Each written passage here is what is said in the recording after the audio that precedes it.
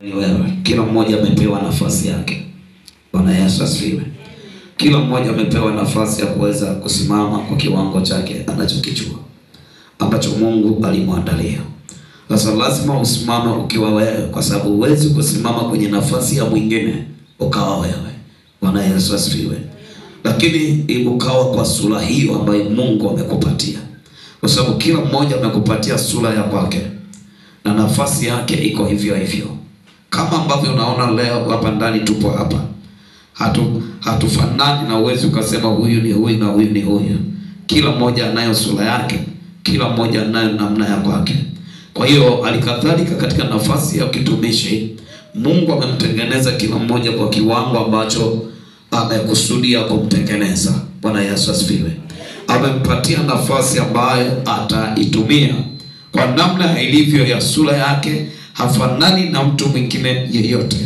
Halikadhalika vivyo hivyo kwenye utumishi wako na wito ambao Mungu amekupatia. Usitegemee utafanana na utumishi wa mtu mwingine. Ukiona nafasi ya wito wako imefanana, kuna mahali unaiga. Bwana Yesu asifiwe.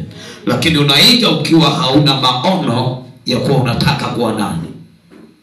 Unataka kuwa nani? Au Mungu amekuita ili uwe nani? Bwana Yesu asifiwe. Bwana Yesu asifiwe. Kwa sababu unapotembea kwenye wito, iko nguvu ambayo ipo kwa ajili ya kukuandaa wewe, ambayo haipo kwa mwingine. Na iko nafasi ambayo umepewa wewe ambayo haiko kwa mwingine. Na hiyo nafasi ndio ambayo inakufanya wewe ufike mahali ambapo Mungu anataka ufike. Bwana Yesu asifiwe. Hallelujah. Kwa hiyo nilianza kuzungumza msingi wetu wa somo, niliweka kwenye kile kitabu gani vile wale mlioko hapo? Samueli wa kwanza. Hebu fungua tusome kidogo tupite hapo. Kumbuka leo ni Jumapili ya Matano. Maana Yesu anaelekea Yerusalemu kwa ajili ya kwenda kusulubiwa. Bwana Yesu asifiwe. Bwana Yesu asifiwe.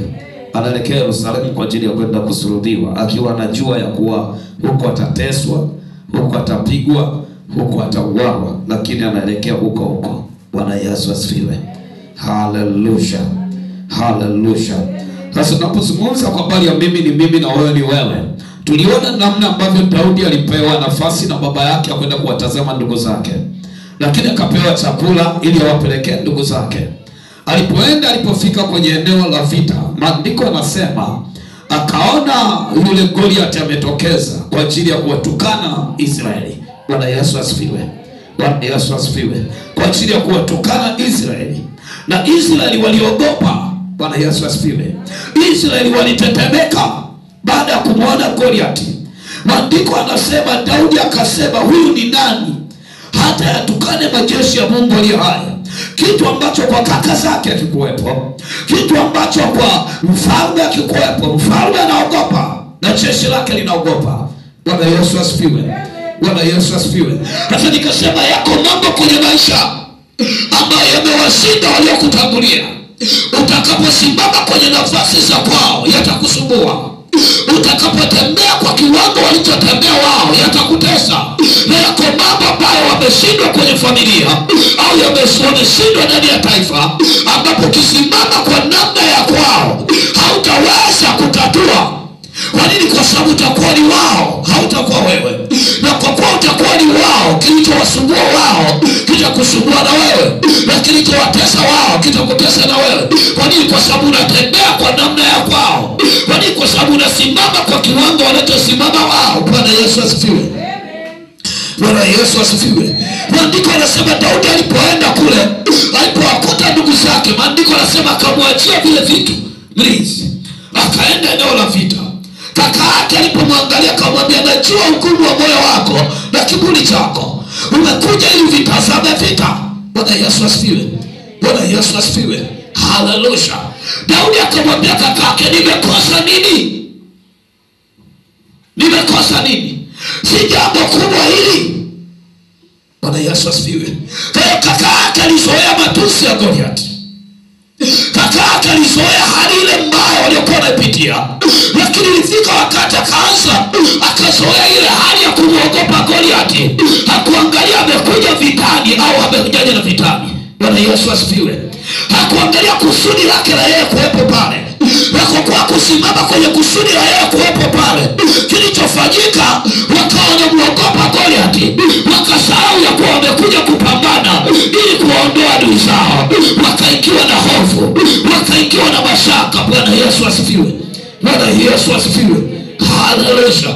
Inawezekana kuna mtu ana hofu sana juu ya mipango ya shetani, amesahau, kwa sababu shetani wanatumia vitisho ili kuwasaulisha watu kusudi walilo nalo, ili kuwasaulisha watu mpango wa Mungu kwao, ili kuwasaulisha watu Mungu aliye naye. Kwa nini? Kwa sababu vitisho huwa vinawafanya watu wasahau kule walikotoka, alafu wamsahau aliye naye uwezo wake. Bwana Yesu asifiwe. Bwana Yesu asifiwe.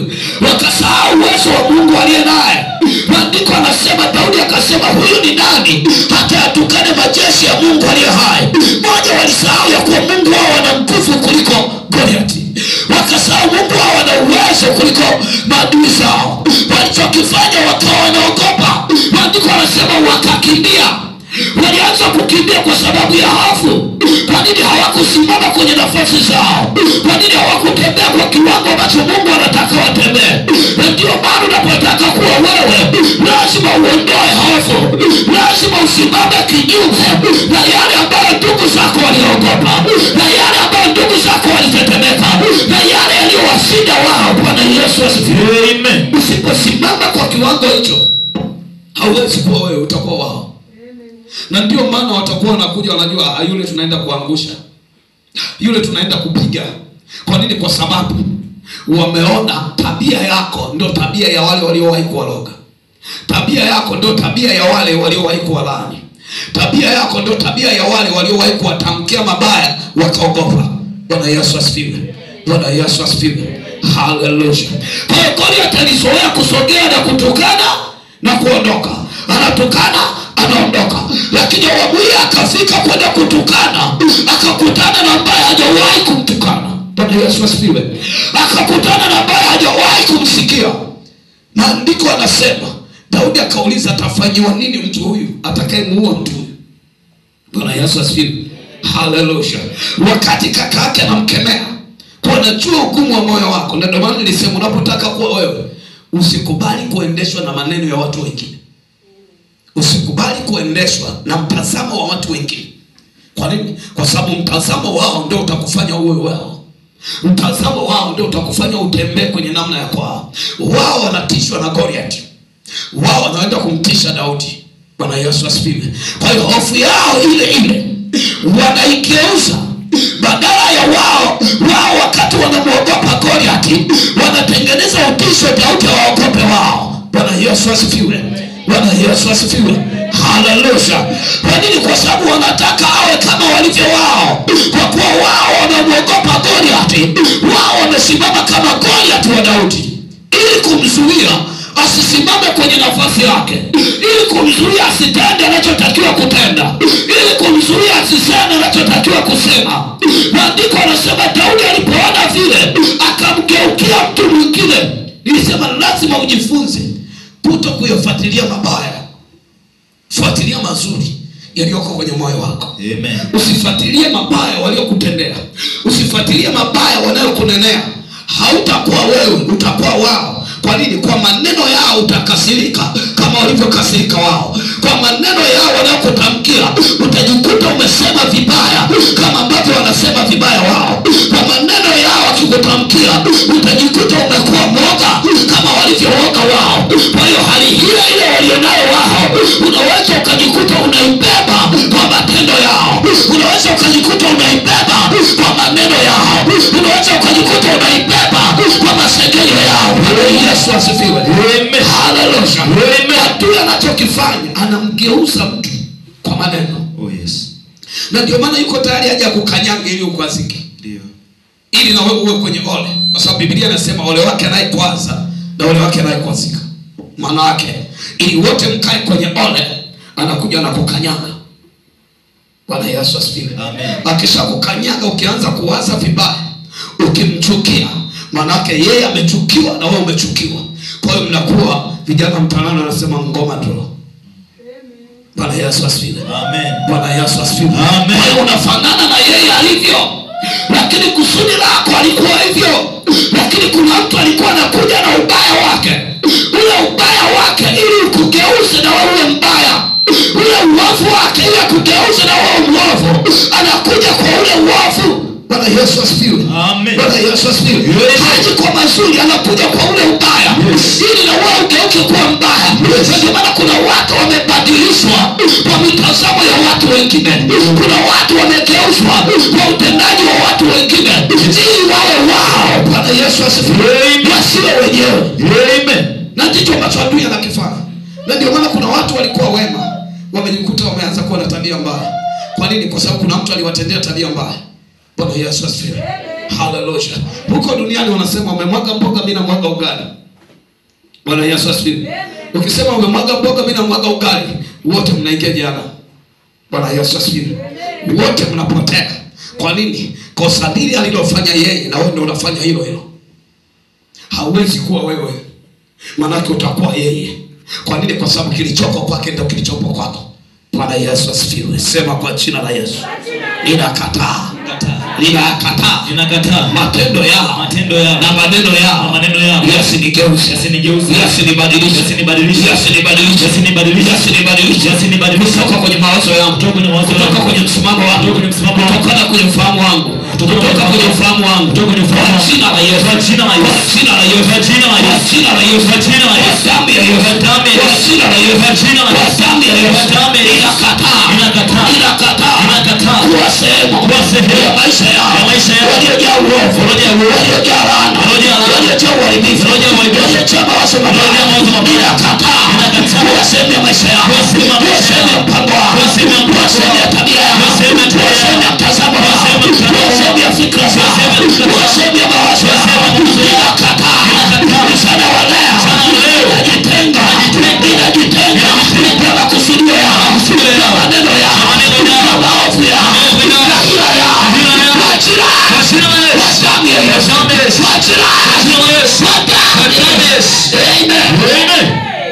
Amina. Bwana Yesu asifiwe. Na ndio maana tunaona, hebu nenda nisome tu kidogo hapa afu nikupeleke nakotaka uende. Nisome kidogo afu nikupeleke mahali napotaka uende. Mstari wa 38.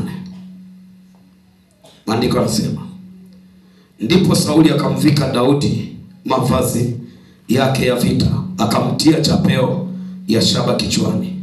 Okay, ngoja nisome pale juu. Nisome pale juu kuanzia 31. Biblia inasema, na maneno hayo aliyoyasema Daudi yalisikiwa na watu, wakamweleza Sauli, naye akatuma mtu kwenda kumwita. Daudi akamwambia Sauli asizimie moyo mtu yeyote kwa ajili Sauli asizimie moyo mtu yeyote kwa ajili ya huyu mimi mtumishi wako nitakwenda kupigana na Mfilisti huyu. Sauli akamwambia Daudi, huwezi wewe kumwendea Mfilisti huyu upigane naye, maana wewe ukijana tu, na huyu ni mtu wa vita tangu ujana wake. Bwana Yesu asifiwe. Hebu nitulie hapo kidogo. Angalia kitu ambacho alikuwa nacho Sauli. Na ndio maana unapotaka kuwa wewe, usiruhusu mitazamo ya watu wengine ikumeze. Utakaporuhusu mtazamo wa mtu mwingine ukumeze, unakuzuia usielekee unakotakiwa kuelekea. Unakuzuia usifike unakotakiwa kufika. Maandiko yanasema Daudi taarifa zilipomfikia Sauli akamwambia Daudi, wewe ni kijana tu, huwezi kupigana na mtu yule. Angekuwa ni mtu mwenye akili za kibinadamu, angeweza kumwambia hata mfalme amesema nisipigane nitakufa. Bwana Yesu asifiwe. Bwana Yesu asifiwe. Hallelujah. Hallelujah. Angalia, Sauli anamwambia huwezi. Angekuwa mlokole wa kawaida angesema hata mchungaji alisema mimi siwezi. Kuna wakati lazima uwe makini sana na mchungaji wako. Lazima uwe makini sana, kwa sababu kuna wakati mchungaji wako anaweza asiwe kiroho, yuko mwilini. Na kama yuko mwilini atafikiri kibinadamu. Na ndio maana mara nyingi nasema kaa sana rohoni, itakusaidia kufika unakotakiwa kufika. Omba sana, kaa sana kwenye maombi, kwa sababu wakati mwingine unaweza ukasema ninaye baba ataniombea, kumbe baba yako mwenyewe amebaki mwilini. Haitakusaidia wewe kufika mahali unapotakiwa kufika. Maandiko anasema Daudi alipoenda kwa Sauli anamwambia huwezi kupambana na mtu huyo. Lakini Daudi aliona anaweza. Bwana Yesu asifiwe. Unapotaka kuwa wewe lazima ufuate moyo wako. Usiruhusu moyo wako utawaliwe na moyo wa mtu mwingine. Ukiruhusu moyo wako utawaliwe na moyo wa mtu mwingine, manake huwezi kufanya unachotakiwa kufanya. Huwezi kufanya kilichoko ndani yako. Bwana Yesu asifiwe. Bwana Yesu asifiwe. Haleluya. Sauli alipomwambia huwezi wewe ni kijana tu, huyu jamani wa vita, alibeba mtazamo wa kawaida, akasahau kuwa kwenye hiyo nafasi aliwekwa na Mungu aliye hai. Bwana Yesu asifiwe. Bwana Yesu asifiwe. Sauli alisahau ya kuwa alipakwa mafuta ili aokoe Israeli. Sauli alisahau kuwa amepakwa mafuta ili awamkuu juu ya Israeli asiwe dhaifu. Bwana Yesu asifiwe. Bwana Yesu asifiwe. Haleluya. Wakati wapendo wengi wamekuwa wamesahau ya kuwa Bwana amewaita ili kuwainua, kuwaweka juu ya adui zao, kuwaweka juu ya kuwaweka juu ya watu, kuwaweka juu ya ili uovu usiwe na nguvu, ili mabaya asiwe na nguvu. Unapofika kwenye hiyo eneo wanafuata mawazo ya kibinadamu, wanasahau kwa habari ya Mungu aliyowaketisha hapo. Bwana Yesu asifiwe. Bwana Yesu asifiwe. Wanasahau kwa habari ya Mungu aliyoweka hapo. Sauli aliwekwa kwenye kiti. Ukisoma kwenye somo ile sura ya 10, asema Bwana alikutia mafuta uwe mfalme juu ya watu wake, ili waokoe watu wake. Lakini Sauli alisahau kwa ukombozi wa Israeli uko kwenye mikono yake. Ukombozi wa watu wake uko kwenye nafasi yake. Ukombozi wa taifa uko kwenye nafasi yake. Hivyo ndivyo ambavyo Bwana hivyo ndivyo ambavyo Bwana amekutengeneza. Hivyo ndivyo ambavyo Bwana amekuandaa. Jina la Yesu anasema. Kwa sababu usije ukasema yuko fulani atafanya. Usije ukasema yuko fulani atatenda. Usije ukasema bala fulani anaogopa. Hii ni nafasi ya kwako wewe. Hii ni nafasi ya kwako wewe kutembea. Haijalishi umekuta kuna walokole wangapi wameanguka kiuchumi. Haijalishi umekuta kuna walokole wangapi wamerudi nyuma. Wao sio wa kurudi nyuma. Wao ni wa kusonga mbele. Haijalishi kuna watu wangapi wakuta. Daudi alipofika kwenye hilo eneo, alikuta jeshi linakimbia, alikuta jeshi linaogopa. Yako mambo umeyakuta kwenye familia, yako mambo umeyakuta kwenye ukoo, yako mambo umeyakuta ofisini, yako mambo umeyakuta kwa watu na sasa. Usikubali kuunganika naye. Usikubali kutembea katika hayo. Usikubali kuishi katika hayo. Sasa Bwana mimi nilikuta wana tabia hiyo. Bwana mimi nilikuta wana mtazamo huo. Uko mtazamo wa Mungu kwako. Mtazamo wa Mungu kwako. Peleka kwenye ile ofisi. Anao mtazamo wa kwako. Anao msimamo wa kwako. Anao namna ya kwako. Nenda hiyo ikae kwako kwa jina. Nenda hiyo ikae kwako kwa jina. Hiyo kwako kwa jina. Yes. Daudi amekuta kuna watu wanaogopa. Wanataka kumvika uoga wake. Lazima ukatae kuvikwa maisha yao. Lazima ukatae kuvikwa mtazamo wao. Lazima ukatae kuvikwa tabia zao. Kwa tabia zingine wanazo kwa ajili ya kukuharibia, wanazo kwa ajili ya kuifanya kazi ya adui. Fanya Mungu wako asijulikane. Sema Mungu wangu atajulikana. Sema Mungu wangu atajulikana. Sema huu ni wakati wa Mungu wangu kujulikana. Sema huu ni wakati wa Mungu wangu kujulikana. Sema huu ni wakati wa Mungu aliyeniita kujulikana. Kwa jina la Yesu. Sema kwa jina la Yesu. Sitaogopa tena. Kama ambavyo waliogopa walionitangulia kabla yao, waliosaliwa kabla yao, waliotumika kabla yao. Naibeba aibu yao. Naibeba aibu yao. Naibeba hofu yao. Nakataa kwa jina la Yesu. Nakataa kwa jina la Yesu.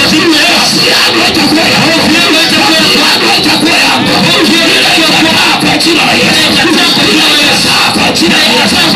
Maskini wangu utakuwa wangu. Watoto yangu watakuwa yangu. Mama yangu itakuwa yangu. Watoto wangu watakuwa wangu. Nakataa kwa jina la Yesu. Nakataa kwa jina la Yesu. Nakataa kwa jina la Yesu.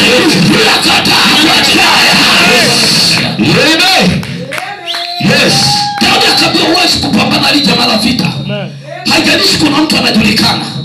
Alianza kazi siku nyingi, alianza biashara siku nyingi, alianza kusimama siku nyingi. Usiangalia miaka aliyosimama kwa Yesu, angalia uwezo wa Bwana, angalia uwezo wa Bwana, uwezo wa Mungu alionao. Usiangalie umri wake, usiangalie miaka yake, usiangalie siku alizosimama. Sauli alitumia uzoefu, kwa ile ndio tutumie uzoefu, alitumia jina la Bwana. Ile ndio tutumie uzoefu, alitumia neema ya Bwana. Ile ndio tutumie uzoefu, alitumia kibali cha Bwana. Neema hiyo iwe kwako kwa Yesu, neema hiyo iwe kwako kwa Yesu. Kuna baadhi ya mambo usitake kufanana nao. Amen. Kwa sababu yatakufanya uwe dhaifu kama wao. Yes. Haijalishi kuna watu umekuta walifeli mitihani. Haijalishi kuna watu walifeli mitihani wanasema huyu mwalimu anafelisha. Yes. Aliwafelisha wao, wewe hatakufelisha. Bwana Yesu asifiwe. Amen. Aliwakatisha tamaa wengine, wewe hatakukatisha tamaa. Amen. Wao sio wale. Bwana Yesu asifiwe. Amen. Wao ni mtu mwingine. Amen. Wao ni mtu mwingine. Amen. Sema mimi ni mtu mwingine. Mimi ni mtu mwingine. Mimi ni mtu mwingine. Mimi ni mtu mwingine. Mbele yangu. Sema haijalishi mbele yangu. Ukogoli ati wa matibabu, ukogoli ati wa uchumi, ukogoli ati wa ndoa, ukogoli ati wa familia. Hakuna kikwazo kitakachomizuia. Sema hakuna kikwazo kitakachomizuia. Jina la Yesu, jina la Yesu, jina la Yesu, jina la Yesu, jina la Yesu, jina la Yesu, jina la Yesu, jina la Yesu, jina la Yesu. Sema nakataa mtazamo wewe kuzimu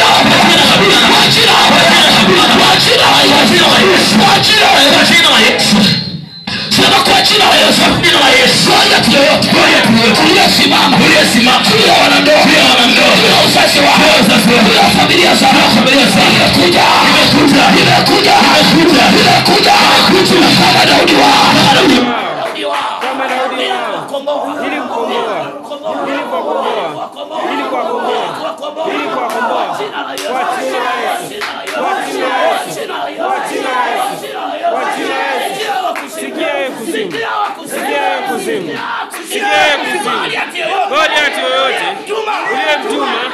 kinyume na maisha yangu, kinyume na familia yangu, kinyume na ndoa yangu, kinyume na uzazi wangu. Mchana wa leo natangaza mwisho wako, natangaza mwisho wako, natangaza mwisho wako. Jina la Yesu, jina la Yesu, jina la Yesu, jina la Yesu, jina la Yesu, jina la Yesu, jina la Yesu, jina la Yesu, damu ya Yesu, damu ya Yesu, damu ya Yesu, jina la Yesu, jina la Yesu, jina la Yesu. Sema ninakuondoa, sema ninakuondoa. Ewe adui yangu, ewe Goliath, ewe Goliath, kwa hiyo ofisi, kwa hiyo taasisi, kwa hiyo taasisi. Jina la Yesu natangaza ule mwisho wa matendo yako, ule mwisho wa matendo yako. Kwa jina la Yesu, kwa jina la Yesu.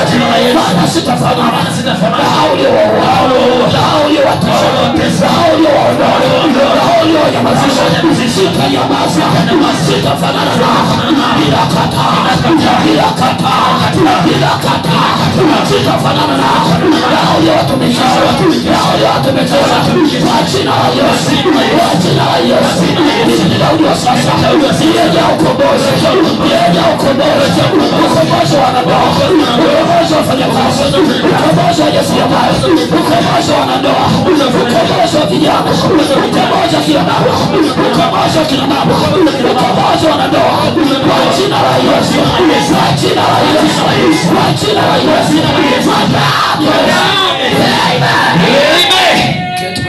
Yes. Bwana Yesu asifiwe. Amen. Kwa lazima uhakikishe kuna baadhi ya mambo namwambia shetani hapana. Yes. Sauli alisimama kama shetani wa Daudi. Amen. Ili asitimize kusudi la Mungu. Amen. Na ndio maana wako watu nao waamini. Yes. Wanaweza kukutamkia mabaya. Yes. Na kwa kuna jambo ile utaliweza. Yes. Lakini Mungu kumbe amekupatia uwezo. Amen. Na ndio maana chunguza sana moyo wako. Amen. Maana ndio uliobeba haki ya ushindi wako. Yes. Maana ndio uliobeba haki ya uzima wako. Yes. Na ndio maana sema linda sana moyo wako. Yes. Maana huko ndiko zinakotoka chemchemi za uzima. Uhai wa nafasi yako. Yes. Uko kwenye moyo wako. Yes. Uko kwenye moyo wa mtu. Yes. Uko kwenye ufahamu wako. Yes. Uko kwenye ufahamu wa mtu mwingine. Na ndio maana kodi atalipo Daudi na Sauli aliposema huwezi. Daudi anasema tumo wako alimuua simba na dubu. Leo huyu atakuwa mmoja wao. Amen. Yesu asifiwe. Amen. Yesu asifiwe. Amen. Jifunze kuwaunganisha adui zako na mahali ulipokuwa umeshinda. Amen. Na mahali ulipokuwa umeangamia. Amen. Na mahali ulipokuwa umewaona. Amen. Bwana Yesu asifiwe. Amen. Adui anaporoga mtu anamuunganisha na watu waliokuwa wamewaua. Yes. Na ndio maana mtu anapokaribia kufa huwa anakutana na watu waliokufa. Muda mwingi anakutana na watu waliokufa. Anasema nimetokewa sijui na nani. Nimetokewa sijui na nani. Leo nilikuwa nakula na nani. Anatokewa na watu waliokufa. Kwa nini? Anaunganishwa na watu ambao huyo adui aliwaua. Bwana Yesu asifiwe. Amen. Huyo mchawi aliwaua. Kwa hiyo anaanza kumpatanisha naye ili makusudi anakoenda asione kama ni mahali pageni. Bwana Yesu asifiwe. Amen. Bwana Yesu asifiwe. Amen. Hallelujah. Amen. Hallelujah. Amen. Ndiko anasema Goliath aliposema uweza akamwambia mtumwa wako alimuua simba na dubu. Yes. Na huyu naye atamfanya kuwa kama wao. Oh, yes. Kwa nini? Alianza kumuunganisha Goliath na wale dubu waliowaua. Yes. Bwana Yesu asifiwe. Amen. Bwana Yesu asifiwe. Amen. Nilikwambia kuna vitu vingi umeviondoa kwenye maisha yako. Yes. Kuna vitu vingi umevifuta kwenye maisha yako. Amen. Kuna vitu vingi ulivikanyaga. Amen. Basi muunganishe shetani hata na simasimizi. Oh, yes. Bwana Yesu asifiwe. Amen. Usimuunganishe shetani hata na mende tu. Amen. Bwana Yesu asifiwe. Amen. Bwana Yesu asifiwe. Amen. Ile namna utakapokuwa unatamka power, utakapokuwa unanena, nguvu ya Mungu itakuwa inatembea kwenye hilo. Ndio. Daudi hakushinda kwa sababu ni Daudi alisema. Bwana Yesu asifiwe. Alitamka vitu ambavyo aliviua. Yes. Alitamka vitu ambavyo aliviangamiza. Yes. Na Sauli ili kuzoofisha nguvu ya Daudi. Yes. Alitamka uzoefu. Amen. Alionao Goliath. Ndio. Bwana Yesu asifiwe. Amen. Sasa uzoefu wako ni vile ambavyo uliwahi kuviua. Uzoefu wako ni vile ambavyo uliwahi kukanyaga. Uzoefu wako ni vile ambavyo uliwahi kuviondoa. Bwana Yesu asifiwe. Amen. Bwana Yesu asifiwe. Amen. Hali hili itakupeleka kumuondoa adui yako. Hali ile itakupeleka kumnyamazisha adui yako. Bwana Yesu asifiwe. Amen. Hallelujah. Amen. Hallelujah. Amen. Andiko nasema pale mbele 38. Nikoje niendelee 39. Anasema naye Daudi akajifunga upanga. Mstari 38 anasema ndipo Sauli akamvika Daudi mavazi yake ya vita, akamtia chapeo ya shaba kichwani, akamvika dirii, naye Daudi akajifunga upanga juu ya mavazi yake, akajaribu kwenda, maana alikuwa hajavijaribu. Anasema Daudi akamwambia Sauli, siwezi kwenda na vitu hivi, maana sikuvijaribu. Basi Daudi akavua, akaichukua fimbo yake mkononi, akajichagulia mawe laini 5 katika kijito cha maji. Asema akayatia katika mfuko wa kichungaji aliyokuwa nao, maana ni mkoba wake. Na asema na kombeo lake alikuwa nalo mkononi mwake. Akamkaribia yule Mfilisti. Huyo Mfilisti naye akamsogelea Daudi na kumkaribia, na mtu yule aliyemchukulia ngao yake akamtangulia. Anasema hata Mfilisti alipotazama huku na huku, akamwona Daudi, akamdhalau kwa kuwa ni kijana tu mwekundu, tena ana sura nzuri. Mfilisti akamwambia Daudi, je, mimi ni mbwa hata umenijia kwa fimbo? Mfilisti akamlaani Daudi kwa miungu yake. Angalia kitu ambacho nataka ukione hapo. Jifunze kukiheshimu kitu ambacho Mungu amekupatia. Amen. Watu wengi wanadharau kile ambacho Mungu amewapatia. Amen. Wanakithamini kitu ambacho sio cha kwao. Yes. Bwana Yesu asifiwe. Amen. Wanaona kama ndicho ambacho kitawavusha kwenda mahali pengine. Amen. Kuna maeneo mengine uweze kuvuka kwa kutumia kitu kilicho kwa wingi. Oh yes. Bwana Yesu asifiwe. Oh yes. Bwana Yesu asifiwe. Amen. Kwa sababu neema hiyo ilikuwa ni ya kwake yeye, haikuwa ya kwako. Yes. Na ndio maana maandiko yanasema Sauli akamvika Daudi mavazi ya kijeshi. Daudi alipovaa akamwambia hapana. Kwa nini? Kwa sababu alitaka kumfananisha na wanajeshi wake waoga. Yes. Alitaka kumtengeneza kwa namna ya wanajeshi wa kwake. Lakini Daudi alikuwa jeshi la Bwana. Hakuwa jeshi la Sauli. Yes. Yeye alikuwa ni mwanajeshi aliyejifunza kutoka kwa Bwana. Yes. Alikuwa ni wanajeshi waliofunzwa mazoezi na Sauli. Yes. Walikuwa ni watu wawili tofauti. Amen. Bwana Yesu asifiwe. Amen. Bwana Yesu asifiwe. Amen. Hallelujah. Amen. Hallelujah. Amen. Asikutisha mtu atikisa yeye alienda chuo cha Biblia. Yes. Yeye alifunzwa kweli kule chuo cha Biblia iliyochunga. Lakini wako wanaofunzwa na Bwana.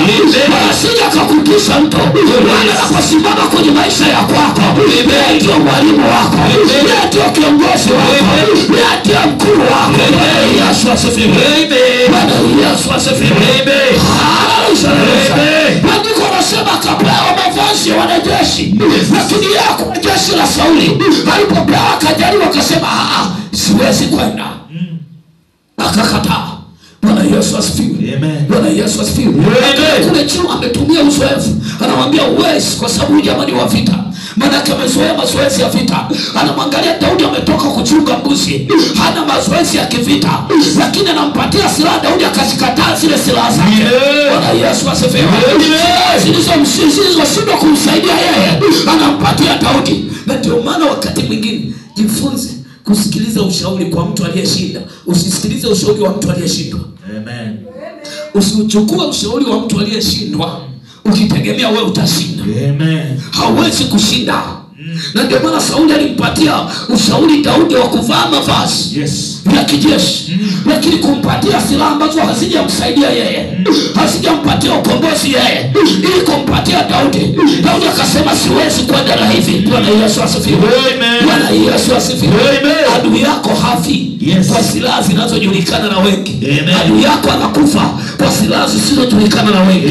Adui yako ataondolewa kwa silaha zisizojulikana na wengi. Maandiko anasema Sauli alipomwona Daudi akamdharau. Hajalishi kuna watu wanakudharau, lakini wataondoka hivyo hivyo. Lakini wataondoka hivyo hivyo. Ujua wataondoka. Ujua wataondoka. Ujua wataondoka.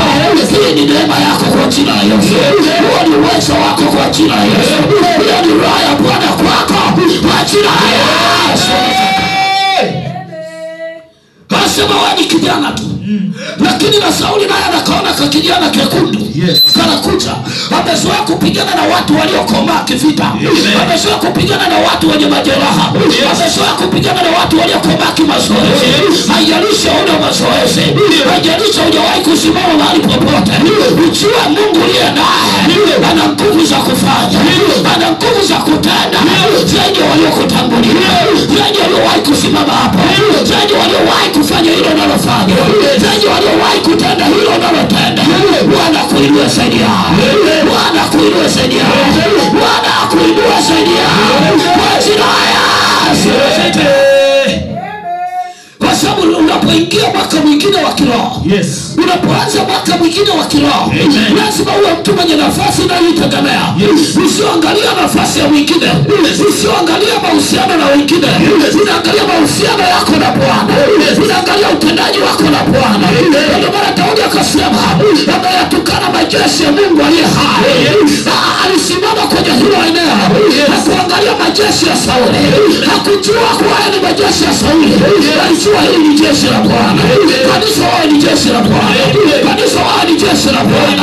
Kanisa wao ni jeshi la Bwana. Neema hiyo iwe juu yako. Neema hiyo iwe juu yako. Neema hiyo iwe juu yako. Neema hiyo iwe juu yako. Neema hiyo iwe juu yako. Kwa jina la Yesu na Shetani. Yes. Watu wengi wanafikiri wao ni waamini wa kanisa. Taifa sasa kitu hapa. Ile jeshi lilionekana kwa nini la Sauli katika mwili, lakini katika roho ilikuwa jeshi la Bwana. Hilo unaweza kaonekana kama wao ni waamini wa siri. Ile fasia kesa pike baba. Ndio maana nilikwambia sina muamini. Ile muamini aliyeko hapa anamwamini Bwana. Ile muamini Bwana. Kazi yako ni kumwamini Bwana. Wewe sio mtoto wa mchungaji. Wewe sio kondoo. Wewe ni mwana wa Mungu. Wewe ni mwana wa Mungu. Simama kwenye nafasi ya Bwana. Hakuna wa kukushinda. Hakuna wa kukushinda. Hakuna wa kukushinda. Hakuna wa kukushinda. Hakuna cha kukushinda. Uwe hivyo kwa jina la Yesu. Uwe hivyo kwa jina la Yesu. Yes. Kilichotokea kwa Daudi, alisimama kwenye nafasi yake. Amen. Ili amshinde Goliath. Amen. Hakutegemea ushauri wa kaka. Yes. Ndio maana kuna wakati mwingine usiangalie mbona mchungaji alisupport. Yes. Ni wakati wako wa kusimama mwenyewe. Amen. Ni wakati wako wa kutembea mwenyewe. Amen. Usiangalie mbona ndugu zangu wako upande wako. Amen. Ni wakati wako wa kusimama mwenyewe. Amen. Usiangalie mbona mke wangu yuko upande wako. Yes. Haijalishi uko upande wako yuko upande wako. Yes. Muangalie Bwana aliyekuweka kwenye hiyo nafasi. Muangalie Bwana aliyekuweka kwenye hiyo nafasi. Haijalishi ni mume wako au mke wako. Hawasimami pamoja na wewe. Tembea na Bwana. Tembea na Bwana. Yeye ndio ushindi wako. Yeye ndio ushindi wako. Yeye ndio amani yako. Yeye ndio furaha yako. Neema hiyo ikawe kwako. Neema hiyo iwe juu yako na uzao wako. Neema hiyo iwe juu yako na uzao wako. Kwa jina la Yesu. Ndio maana usikubali kutishwa na historia iliyopita. Amen. Kuna watu wengine wanatishwa na historia iliyopita. Amen. Wanatishwa na siku zilizopita. Yes. Aliye wa Mungu atishwe na siku zilizopita. Amen. Jifunze kuziondoa siku zilizopita kwenye maisha yako ya sasa. Oh yes. Na ndio maana kuna watu wengine wamerudi nyuma eti kisa wamesikia yule mpale alikuwaga mzizi. Neno alikuwaga mzizi sio mzizi sasa. Oh yes. Neno alikuwaga mwizi sio mwizi sasa. Oh yes. Kwa hiyo kuna watu wamerudi nyuma kwa historia iliyopita. Oh yes. Bwana Yesu asifiwe. Amen. Yule pale alikuwaga muongo, alikuwa muongo zamani sio sasa. Amen. Maandiko yanasema saa ya wokovu ni sasa. Kwa hiyo mtu hata kama alikuwa mchawi jana, leo hii akibadilika, anabadilika moja kwa moja. Historia ya nyuma inafutwa, anasonga mbele kwa historia mpya. Historia ya maisha mabaya kwenye maisha yako imefutwa, inafunguka historia mpya. Inafunguka historia mpya. Inafunguka historia mpya. Inafunguka historia mpya. Bwana afungua historia mpya kwenye maisha yako. Kwa jina la Yesu. Ndio maana usikubali historia ikurudishe nyuma. Walitumia historia ya kivita kumrudisha Daudi nyuma. Oh yes. Hawakujua Daudi ni yeye. Asiangalia historia iliyopita. Amen. Asiangalia maisha yako yaliyopita. Anaangalia maisha ya sasa. Bwana Yesu asifiwe. Amen. Huwezi kuendesha maisha ya leo kwa maisha ya jana. Amen. Bwana Yesu asifiwe. Amen. Bwana Yesu asifiwe. Amen. Huwezi kuendesha maisha ya leo kwa maisha yale ya jana.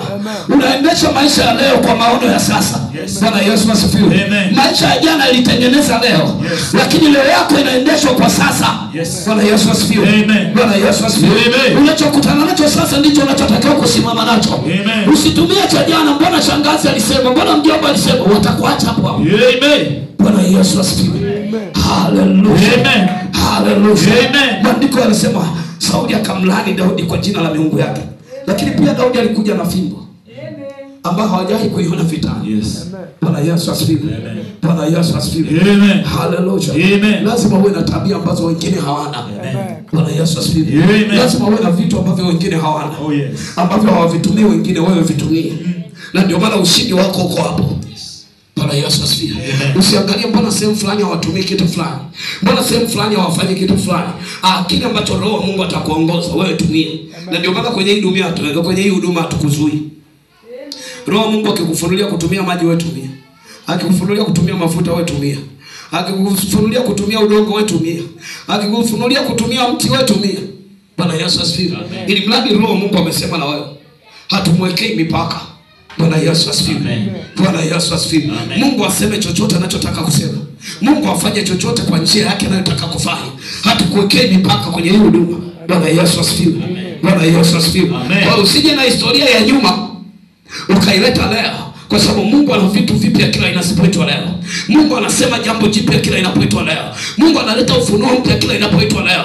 Bwana Yesu asifiwe. Amen. Bwana Yesu asifiwe. Amen. Hallelujah. Amen. Hallelujah. Amen. Ndio maana Daudi alienda na fimbo ambayo Goliath hajawahi kwenda nayo. Oh yes. Bwana Yesu asifiwe. Amen. Alienda na fimbo ambayo Sauli hajawahi kwenda nayo vitani. Amen. Wala jeshi la Sauli halijawahi kwenda nayo. Amen. Alienda na kitu kingine kabisa. Yes. Maandiko yanasema akachukua mawe laini na kombeo lake. Yes. Mawe ambayo jeshi la Sauli alienda nayo. Bwana Yesu asifiwe. Amen. Bwana Yesu asifiwe. Amen. Kuna vitu vingine ambavyo waliokutangulia hawajavifanya, wewe utavifanya katika jina la Yesu. Kuna vitu vingine waliokutangulia hawajavitumia, ninasema wewe utavitumia. Neema hiyo ifunguke kwako kwa jina la Yesu. Neema hiyo ifunguke kwako kwa jina la Yesu. Neema hiyo ifunguke kwako kwa jina la Yesu. Yes. Ndio maana kuna mambo usiangalie sana. Ukigundua ya kuhusu achana naye. Amen. Yanayo kuhusu ya bebe. Na ndio maana Daudi akasema sijawahi kuvitumia vitu hivi. Bwana Yesu asifiwe. Haijalishi kwa Sauli vinaheshimiwa kwa kiwango gani. Amen. Kwa sababu Daudi anapoenda kupambana na Goliath, Sauli aliona ni mtu anayeenda kuniheshimisha. Ni mtu anayeenda kuliheshimisha taifa. Ni mtu anayeenda kuliondolea aibu taifa. Bwana Yesu asifiwe. Amen. Inawezekana alimpa silaha za muhimu sana. Inawezekana alimpa silaha zito ambazo yeye aliyeenda kuzitumia. Lakini Daudi akamwambia hapana. Sijawahi kutumia kitu kama hichi. Angalia kule mbele. Bwana Yesu asifiwe. Amen. Hallelujah. Amen. Hallelujah. Amen. Na ndio maana anasema akamlaani kwa miungu yake. Mstari wa 48 anasema Mfilisti akamwambia Daudi, njoo huku kwangu, nyama yako nitawapa ndege wa angani na wanyama wa mwitu. Ndipo Daudi akamwambia yule Mfilisti, wewe unanijia mimi kwa upanga na kwa fumo na mkuki, bali mimi ninakujia wewe kwa jina la Bwana wa majeshi. Wewe kwa jina la Bwana wa majeshi, Mungu wa majeshi ya Israeli uliowatukana. Siku hii ya leo Bwana atakuua mkononi mwangu, nami nitakupiga na kukuondolea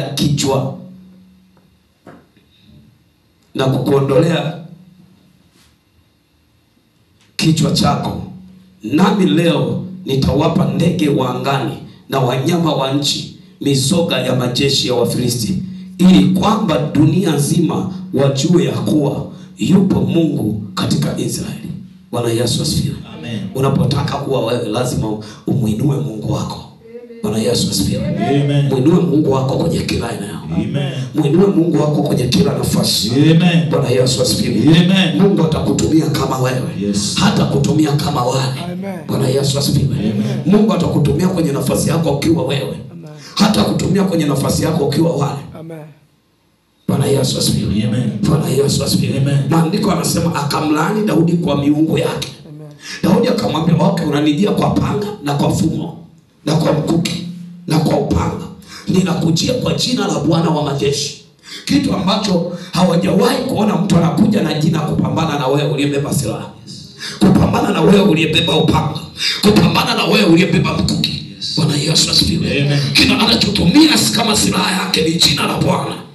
Tufunze kulitumia jina la Bwana kama silaha yako. Angalia Daudi kitu ambacho kingine alifanya. Akauza kesi. Anasema Bwana leo atakuua mkononi mwangu. Sio mimi nitakuua. Bwana Yesu asifiwe. Amen. Bwana Yesu asifiwe. Amen. Na ndio maana kama kuna vitu unataka kuviondoa, lazima useme Bwana ataviondoa. Yes. Bwana atakuondoa. Yesu asifiwe. Amen. Bwana Yesu asifiwe. Amen. Daudi aliuza kesi kwa Mungu asiyeshindwa. Ni kweli Daudi ni mdogo. Ni kweli Daudi angeweza kushindwa. Lakini Bwana hawezi kushinda. Hivyo ndivyo alivyo Mungu wako. Amen. Hivyo ndivyo alivyo Mungu wako. Hivyo ndivyo alivyo Mungu wako. Yako ndio kushinda wewe. Bila Mungu wako hajawahi kushindwa. Bila Mungu wako atashinda. Uweke Mungu wako mbele. Uweke Mungu wako mbele. Uweke Mungu wako mbele. Uweke Mungu wako mbele. Neema hiyo iwe kwako kwa jina la Yesu. Neema hiyo iwe juu yako kwa jina la Yesu. Amen. Anasema Bwana leo atakuua mikononi mwangu. Yes. Na leo nitakuondolea kichwa chako. Amen. Na mizoga ya Wafilisti italiwa na ndege. Bwana Yesu asifiwe. Hakuangalia mtazamo wanaomtazama, ila aliangalia kile anachokwenda kufanya. Kanisa, angalia kile unachotakiwa kufanya. Oh yes. Angalia kile unachotakiwa kutenda. Amen. Kile unachotakiwa kutenda ndicho cha muhimu kwako. Amen. Usiangalie kile wanachosema. Yes. Usikiishi wanachokuambia. Yes. Ishi kile kilichoko ndani yako. Amen. Unachopaswa kutenda. Bwana Yesu asifiwe. Amen. Bwana Yesu asifiwe. Amen. Hallelujah. Amen. Daudi alikataa kuwa Sauli. Alikataa kuwa jeshi la Sauli. Yes. Ndio maana hakutaka kuvaa sare za jeshi la Sauli. Oh yes. Aliondoka na sare ya Mungu aliyompatia. Amen. Bwana Yesu asifiwe. Amen. Vaa usika ulionao. Yes. Vaa uhalisia wako. Yes. Usiigize wewe kama mtengeleko, usiigize wewe sijui kama nani, usiigize wewe kama mzungu, usiigize wewe sijui kama nani Mchina. Baki na uhalisia wako. Amen. Bwana Yesu asifiwe. Baki na namna ulionayo ambayo Mungu amekukubali nayo. Hiyo namna ambayo Mungu amekukubali nayo ndio silaha yako tosha. Amen. Kwa nini? Kwa sababu Mungu amejua katika hiyo utashinda, na katika hiyo utatawala. Yes. Na katika hiyo utamiliki. Yes. Bwana Yesu asifiwe. Amen. Bwana Yesu asifiwe. Amen. Usihangaike kujibadilisha. Simama hivyo hivyo ulivyo. Bwana Yesu asifiwe. Amen. Bwana Yesu asifiwe. Amen. Mabinti zangu mpo hapa ndani. Yes. Usijibadilishe unajikoboa mpaka uanze kuungua. Eti niwe mzuri niolewe. Mungu amekutendalia mchumba wako ukiwa hivyo hivyo. Bwana Yesu asifiwe. Amen. Bwana Yesu asifiwe. Amen. Kubali ukiwa hivyo hivyo. Bwana anawaleta. Wakati mwingine uuza kesi, mwambie Bwana anamleta mume wangu. Yes. Atakuja kama likondoo. Wao usipate shida. Sijui nijikoboa, sijui nijipulizie, sijui manini.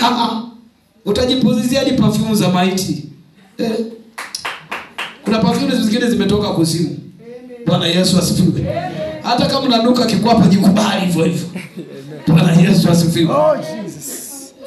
Hallelujah. Hallelujah. Wao ndoka tunasema hawatasikia harufu ya kikwapa. Watasikia harufu ya Bwana. Bwana Yesu asifiwe. Bwana Yesu asifiwe. Ikubali hivyo hivyo. Mungu ametaka uwe hivyo. Ikubali hivyo hivyo, utauona mkono wa Mungu. Amen. Daudi hakuangalia umri alio nao. Daudi hakuangalia yeye ni mchunga mbuzi. Alimkubali Bwana aliye naye. Kazi yako mkubali Mungu aliye naye. Yeye ndio ushindi wako. Bwana Yesu asifiwe. Amen. Bwana Yesu asifiwe. Amen. Usipate shida. Usipate shida. Hiyo umevaa vizuri, umevaa vibaya, hivyo hivyo jikubali. Amen. Nisikilize. Wakati mdogo mimi nilikuwa nakujikubali hivyo hivyo. Na ndio maana nilikwambia nilikuwa kanisani kule natumikia. Nilikuwa navaa saa zingine tunchumu. Wale labda kidogo wanazijua nchumu na chachacha. Yale matenga.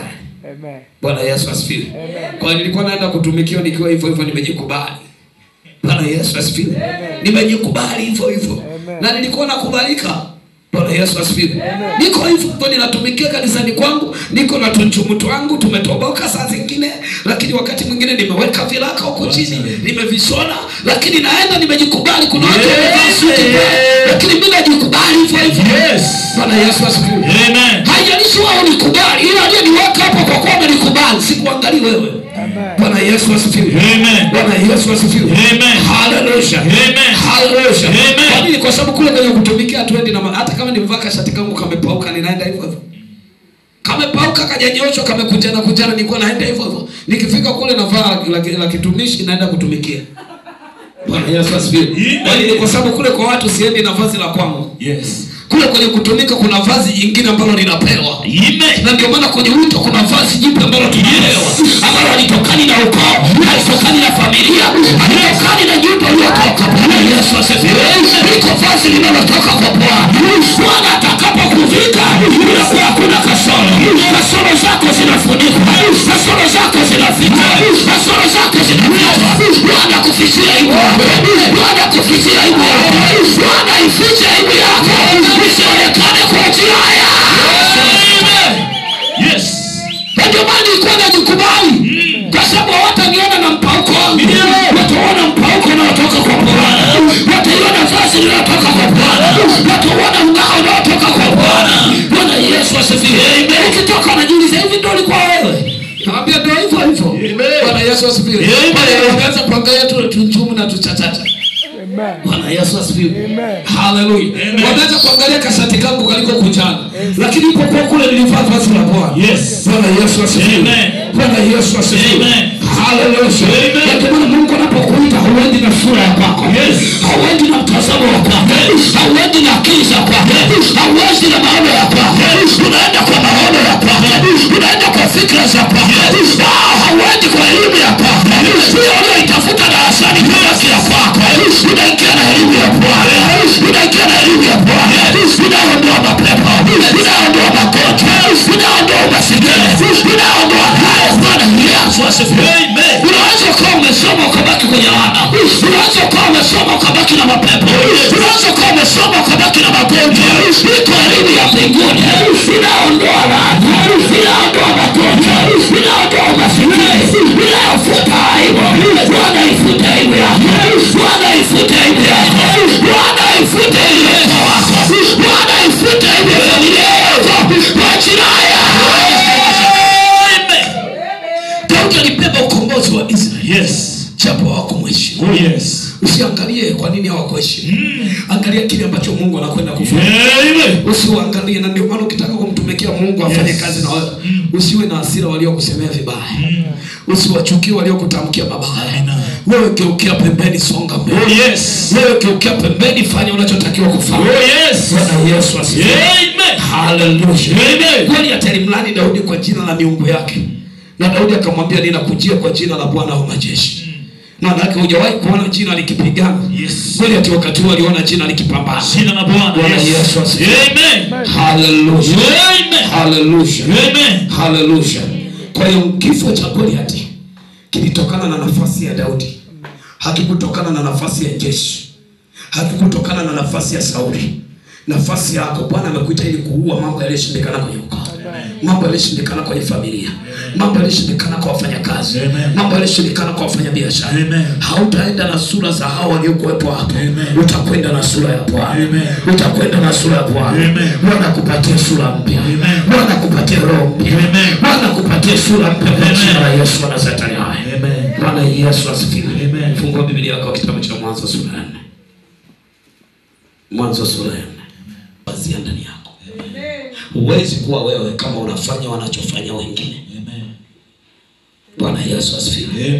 Haleluya. Nitaanzia mstari wa kwanza. Biblia inasema, Adamu akamjua Hawa mkewe, naye akapata mimba, akamzaa Kaini. Akasema, nimepata mtoto mwanaume kwa Bwana. Akaongeza akamzaa ndugu yake Habili. Habili alikuwa mchunga kondoo, na Kaini alikuwa mkulima wa ardhi. Ikawa hatimaye Kaini akaleta mazao ya ardhi sadaka kwa Bwana. Habili naye akaleta mazao wa kwanza wa wanyama wake na sehemu zilizonona za wanyama.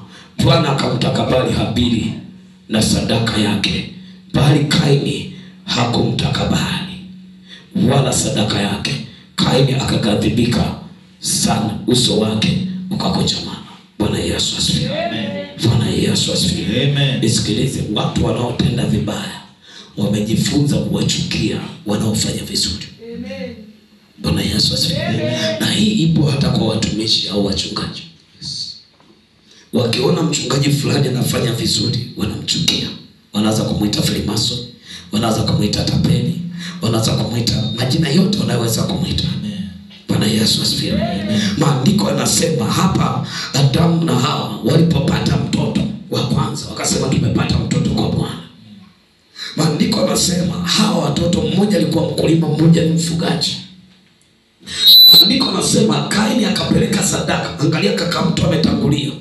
Unao kaka zako wa kiroho waliotangulia kuokoka. Unao kaka zako wa kiroho waliotangulia kutumika. Usitende kwa namna ya kwao waliotenda. Usiwaze kwa namna ya kwao waliowaza. Itakufanya uwe kama wao. Itakufanya utembee kwenye dhiki zao. Itakufanya utembee kwenye shida zao. Itakufanya utembee kwenye magonjwa yao. Itakufanya uishi kwenye laana yao. Wako kina dada waliotangulia kuolewa, ndoa zao zimevunjika. Usibebe mtazamo wa kwao. Kwa sababu na wewe ndoa yako itavunjika. Bwana Yesu asifiwe. Wako kina dada waliosalia nyumbani. Usibebe mtazamo mtazamo wa kwao utazalia nyumbani na wewe. Amen. Bwana Yesu asifiwe. Amen. Bwana Yesu asifiwe. Amen. Hallelujah. Kwa wewe lazima ifike wakati wewe wako waliomba wamefisha watoto wao. Usibebe mtazamo wao. Kwa nini usije ukafisha na wewe ule mtazamo waliokuwa nao? Wasije wakauingiza kwenye maisha yako. Utaruhusu ile roho ya kufisha ifishe na wewe. Utaruhusu ile hali na ya mauti ingie kwako. Ndio maana yako mambo lazima usiyaige. Hayakufai wewe, sio yako. Ni ya kwao na maisha yao. Ni ya kwao na tabia zao. Ni ya kwao na mitazamo ya kwao. Bwana Yesu asifiwe. Bwana Yesu asifiwe. Amen. Hallelujah. Amen. Hallelujah. Amen. Ndio maana wakati mwingine usitengeneze urafiki na mtu aliyevunja ndoa yake. Amen. Atakuingizia tabia. Amen. Yana urafiki anakuambia hivi, wanaume wote mama wao mmoja. Bwana Yesu asifiwe. Amen. Wanaume wote mama wao mmoja. Inawezekana hata wewe haujajua tu mume wako mkorofi.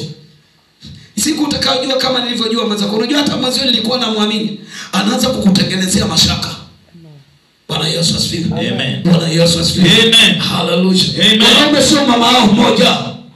Nakwambia mimi mama wao sio mmoja, ndio maana wengine wezi, wengine vibaka, wengine matapeli, wengine wachawi, wengine sio wachawi. Wengine wafuga majini, wengine sio wafuga majini. Sasa unawekaje kwenye kundi moja? Bwana Yesu asifiwe. Amen. Bwana Yesu asifiwe. Na mwingine anakuambia wanawake mama wao mmoja, eti kisa yeye mke wake alimfumania, anajua na mke wako yuko hivyo hivyo. Anakuingizia. Ukikaa na mtu ambaye ndoa yake iliwahi kuvunjika, anavunja na ya kwako. Ukikaa na mtu ambaye ndoa yake iliwahi kuharibika, ataharibu na ya kwako. Bwana Yesu asifiwe. Kwa nini? Ataanza kukuingizia mawazo mabaya. Hata kuingizia mawazo ya furaha na amani ulionayo kwenye nyumba yako. Ataanza kufanya uanze kupeleka mashaka na shida kwenye ndoa yako. Mashaka na hofu. Mume wako akichelewa tu, ulikuwa wapi? Ulikuwa wapi? Mke wako akitoka tu ameenda kusuka, ulikuwa wapi? Bwana Yesu asifiwe. Bwana Yesu asifiwe. Ulikuwa wapi? Acha Mungu amchunge. Bwana Yesu asifiwe. Mwambie Mungu, nimekukabidhi, chunga. Si wako. Si wako, chunga mwenyewe. Mimi naondoka. Kama uliweza kumchunga mke wa Yakobo, uliweza kumchunga mke wa Isaka, basi na wako wangu utachunga. Wewe ndio utajua. Bwana Yesu asifiwe. Bwana Yesu asifiwe. Usikubali kukaa na pressure.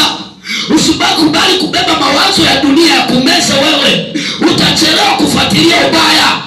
Utachelewa kwa sababu ya kumchunguza mume wako, hautawaza mema. Utachelewa kwa sababu ya kumchunguza mke wako, hautawaza ya kwako. Bwana Yesu asifiwe. Amen. Bwana Yesu asifiwe. Amen. Ndiko anasema Kaini akapeleka sadaka. Alipopeleka sadaka, akatoa akaondoka zake. Mungu alinyamaza kimya. Hakusema nimeichukia sadaka, kwa sababu hakukuweko na sadaka nyingine zaidi ya hiyo.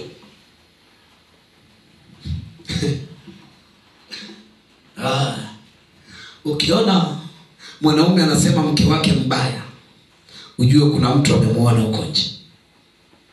Hakuna mbaya akiwa peke yake, kwa sababu huwezi kuchagua. Vikiwepo vya kuchagua viko viwili. Ukiona mume au mke anasema mume wangu mbaya, maana kuna mwingine amemuona mzuri huko nje. Bwana Yesu asifiwe. Amen. Bwana Yesu asifiwe. Amen. Hizo ndio kanuni za kiroho. Ukiona ameanza kusema una tabia mbaya, wakati mlioana mlikuwa hivyo hivyo, wewe una tabia mbaya, maana yake kuna mtu huko nje ameanza kumdanganya. Hizo ndio kanuni za kiroho. Kuna mwingine huko nje ameanza kumdanganya. Ndio maana anaona wewe tabia yako ile mlioishi nayo mpaka mmefikia hapo. Wengine wamezeeka, wengine wana watoto watatu, wengine wana watoto wanne, wengine wana mtoto mmoja. Zamani alikuwa ioni tabia mbaya. Ameanza kuiona tabia mbaya, ujue ameanza kupepesa macho. Bwana Yesu asifiwe. Bwana Yesu asifiwe. Amen. Kama wewe utamuuliza Mungu siku tukumfikia, kusema mbona Kaini alipoleta sadaka hukumwambia sadaka yako haifai? Ulinyamaza. Ulinyamaza. Alipokuja Habili akaleta sadaka yake. Alipoleta sadaka yake, maandiko yanasema akaikubali sadaka ya Habili, akaiacha sadaka ya Kaini. Bwana Yesu asifiwe. Bwana Yesu asifiwe. Na ndio maana mnapokuwa hivi ndani ya kanisa, lazima uwe na ushindani. Usifanye wanachokifanya wenzako, utakataliwa. Bwana Yesu asifiwe. Utakataliwa, watakuacha hapo hapo. Kaini alimwacha kaka yake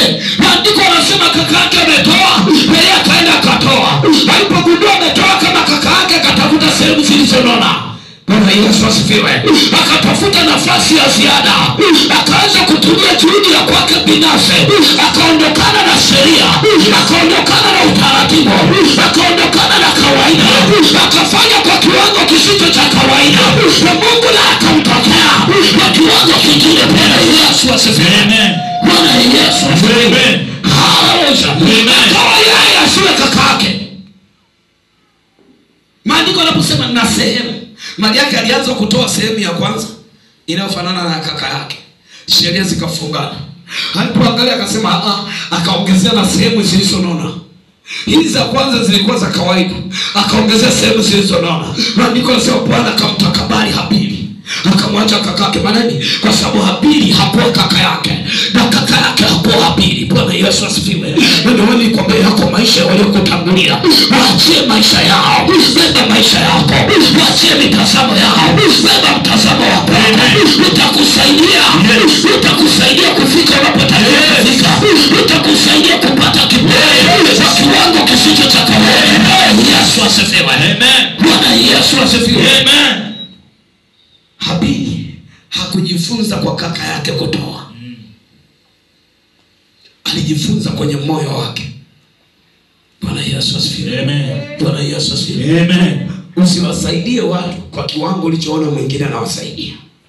Ili uwe mbele yake, lazima uwasaidie kwa kiwango kilichosaidia alichofanya uliye Bwana. Bwana Yesu asifiwe. Hata maombi yako ukitaka Mungu akujibu, lazima uwe na maombi yaliyosaidia wengine wanavyoomba. Labda kusogea mbele za Mungu, lazima usogee kwa kiwango ambacho wengine hawawezi kusogea, ili Mungu akupende wewe zaidi. Kwa sababu Mungu anachoangalia yule anayefanya sana. Bwana Yesu asifiwe. Amen. Na ndio maana anasema aliyesamehewa sana ndiye anayependa zaidi. Aliyesamehewa kidogo hapendi zaidi. Bwana Yesu asifiwe. Amen. Bwana Yesu asifiwe. Haleluya. Haleluya. Usikubali kuunganika na maovu yao. Usikubali kuunganika na mtazamo wako wao. Fungua Biblia yako kitabu cha Esther. Kitabu cha Esther sura ya 3. Esther sura ya 3.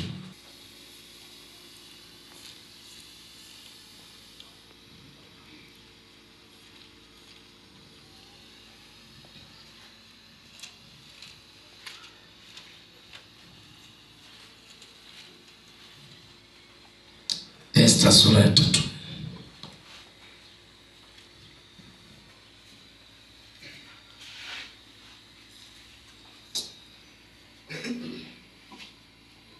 Esther sura ya 3 hii fika unaweza kanisomea. Kazi mstari wa kwanza. Amen, tasoma. Baada ya hayo mfalme Ahasuero alimwongezea cheo Haman bin Hamedatha Mwagagi, akampandisha, akamwekea kiti chake juu ya maakida wote waliokuwapo pamoja naye. Nao watumishi wote wa mfalme walioketi mlangoni pa mfalme wakainama na kumsujudia Haman, maana ndivyo ilivyoamriwa. Haman amedata kiti akamweka juu ya wakuu wote. Katika hao wakuu na Mordekai alikuwemo. Bwana Yesu asifiwe. Amen. Bwana Yesu asifiwe. Amen.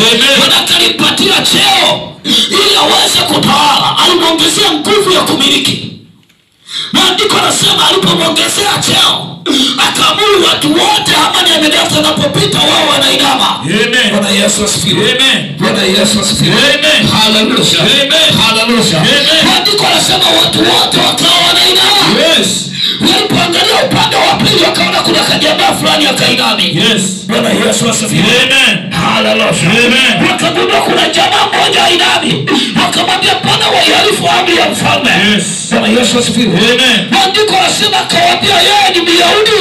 Amen. Bwana Yesu asifiwe. Amen. Hallelujah. Amen. Hallelujah. Amen. Myahudi hamuogopi mtu yeyote. Amen. Anamuogopa Mungu peke yake. Amen. Bwana Yesu. Yes. Bwana Yesu asifiwe. Amen. Hakutaka kuunganika na utumwa wa kuinama kwa mwanadamu.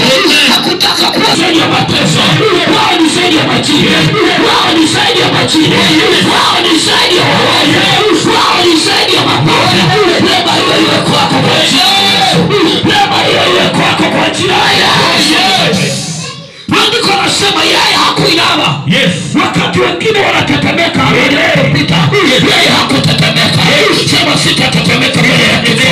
Sema sitatetemeka mbele ya magonjwa. Sitatetemeka mbele ya umasikini. Sitatetemeka mbele ya dhiki. Sitatetemeka mbele ya taarifa mbaya. Sema sitainama. Sema sitainama.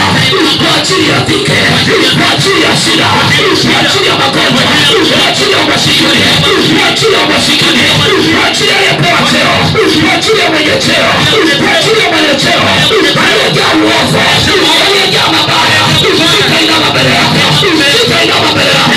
Sema hao ibilisi, hao wakuwa, waliojaa uovu, waliojaa matendo mabaya, waliojaa uovu. Anza kuangalia walio wengi. Kufika kwenye nafasi ya Mungu aliye hai. Tuangalie walio wengi, tunaangalia Mungu anataka nini. Tunaangalia Mungu anatenda nini. Tunaangalia Mungu anapenda nini. Neema hiyo iwe kwako kwa jina. Neema hiyo iwe kwako na uzao wako na Yesu. Basi wepo kwako aliye dhaifu katika jina la Yesu. Basi wepo kwako aliye mwoga katika jina la Yesu. Walio woga wasiwepo kwako kwa jina la Yesu. Walio woga wasikae kwako kwa jina la Yesu. Bwana akupe neema kushujaa. Bwana akupe watoto mashujaa. Bwana akupe neema ushujaa. Bwana akupatie ndoa kishujaa. Bwana akupatie watoto majira haya. Yes. Sio unakuwa na mtoto mwoga kila siku nimepigwa. Siku moja anakuja anakuambia leo nimepiga. Kila siku mtoto ni unajua hii mtoto taila hivi. Siku moja nilipe. Bwana Yesu asifiwe. Amen. Bwana Yesu asifiwe. Amen. Haleluya. Amen. Mtoto anayesemelea kila siku simpendi. Siku moja niletee kesi ndio najua kumbe hili toto walinafikiria. Ndio nakaa sasa namwambia mwanangu sasa unajua hasira zako unatakiwa uzibalance hivi. Amen. Kama mtoto afikiri akisema nimepigwa namwambia okay safi. Amen. Bwana Yesu asifiwe. Haleluya. Haleluya. Kwa nini? Kwa sababu lazima aliyekupiga na mikono kama wewe. Na aliyekudanganya na maneno kama wewe. Amen. Bwana Yesu asifiwe. Amen. Bwana Yesu asifiwe. Amen. Haleluya. Amen. Kwa hiyo lazima kuna wakati usimame kishujaa. Usiangalie kulia wala kushoto yuko na nani. Wewe simama kwenye nafasi yako. Amen. Ukija ukiniambia walinichangia najua ili jamaa kumbe ni jasiri. Hata kama niliwaona wengi nilikubali kuwafaa. Amen. Hata napokuombea nasema Mungu nakushukuru kwa ajili ya neema ya kishujaa uliyoweka kwa mtoto huyu. Hakuangalia wingi wa watu. Maana umemweka kwa ajili ya watu wengi. Amen. Na ile neema uliyoweka ndani yake ni ya kupambana na wengi, sio ya kupambana na wachache. Yes. Asante Mungu kwa ajili ya neema hiyo, ikuze, iimarishe ili awe kichwa juu ya taifa lako na kwenye nafasi uliyomkusudia. Ninamwombea vizuri nikiwa nina raha na nina amani. Sasa wewe unapigwa na mtu mmoja unakuja nimepigwa. Mimi mtoto wewe. Takuangalia basi hata kama ndakufariji lakini najua huyu mtoto hayuko sawa sawa. Bwana Yesu asifiwe. Bwana Yesu asifiwe. Haleluya. Mtoto ukiona kila siku anasema nimepigwa. Siku moja akwambia ndio akuletee kesi ya kusema mtoto wako amepiga mtu huko. Unajua akumbili na nguvu ya kimaamuzi. Ndani yake kuna nguvu ya kifalme. Hata unapokaa na watoto lazima ujue kuwasoma watoto wako. Hata kama wako lazima ujue huyu mtumwa, huyu mfalme, huyu kibendera. Bwana Yesu asifiwe. Amen. Kwa hiyo unajua huyu hapa kibendera. Na ndio maana kuna baadhi ya mambo mengine utakiwa kumshirikisha. Unajua yupi wa kumshirikisha mambo yako. Na ndio maana unaweza kaona kwa nini wazazi wakati mwingine huwa wanasema fulani anapendwa sana, anakaba. Fulani yuko karibu na mtu fulani sana, ana uwezo wa kuzuia baadhi ya mambo. Bwana Yesu asifiwe. Amen. Ana asili ya ufalme kwa sababu ufalme wote huwa unaficha mambo. Na ndio maana nilikwambia hivi. Wewe jiulize taifa lako hili la Tanganyika. Lina kila aina ya madini. Lina kila aina ya dhahabu. Lakini jiulize wewe mwenzangu na mimi tulioko hapa ndani. Leo wamekuletea dhahabu, hakuna mzungu anayenunua. Utaifanyia nini? Jiulize wewe uliyeko hapa, umeletewa dhahabu leo. Kwa hizi hapa hakuna mzungu anayenunua. Utazifanyia nini? Utabaki nayo nyumbani kama matakataka. Japo hizo zipo nyumbani kwako. Japo hizo zipo kwenye taifa la kwako. vipo kwenye taifa la kwako. Kwa nini? Imekaa kwenye box. Na iacha hivyo hivyo kwenye box. Kwa sababu tunao uwezo wa kuchukua hapa watu ambao wanaweza kujifunza ili wailete hiyo elimu ndani ya taifa kwa ajili ya kuwasaidia Watanzania. Lakini kuna mali ambazo haziwezi kukusaidia hata ukizikuta hapa. Kuna wengine hapa hata madini yenyewe hata ukiyakuta huko shambani huwezi kujua yana madini gani. Hapo nchi yetu imejaa madini, imejaa dhahabu. Na wanaotengeneza makombora ya masafa marefu wanategemea madini yanayotoka kwetu. Jihoji maswali. Kwa nini sisi ambao tuna vitu vinavyowapatia wao uwezo wa kutengeneza silaha kubwa, zina uwezo wa kutengeneza vitu vikubwa, uwezo wa kutengeneza magari na vitu vingine, uwezo wa kutengeneza bati na vitu vingine, mbona sisi hatuna wakati madini hayo yanatoka kwetu? Asili ya kitumwa haijaondoka. Bwana Yesu asifiwe. Bwana Yesu asifiwe. Ni asili ya kitumwa haijaondoka. Yes. Na hiyo ndio inayotufanya tuwe hivyo. Unaweza ukawa unaweza ukawa hujui tu, lakini kuna baadhi ya mikataba inawaaminya wao kwa kitu fulani msitengeneze. Tunawasaidia, ila kitu fulani msitengeneze mtanunua kwetu. Kitu fulani msitengeneze mtachukua kwetu. Kitu fulani msitengeneze mtachukua kwetu. Asili ya kitumwa. Bwana Yesu asifiwe. Ukiwa hauna nguvu ya maamuzi, unakuwa mtumwa wa mawazo ya watu wengine. Unakuwa mtumwa wa kifikra. Unakuwa mtumwa wa kimtazamo. Bwana Yesu asifiwe. Kwani kwa sababu haujawa wewe. Ungekuwa wewe ungetengeneza watu bora. Ungekuwa wewe ungetengeneza watu watakao kusaidia. Bwana Yesu asifiwe. Wakati mwingine adui anazunguka, anakuzuia ili akufanye wewe kuwa mtumwa.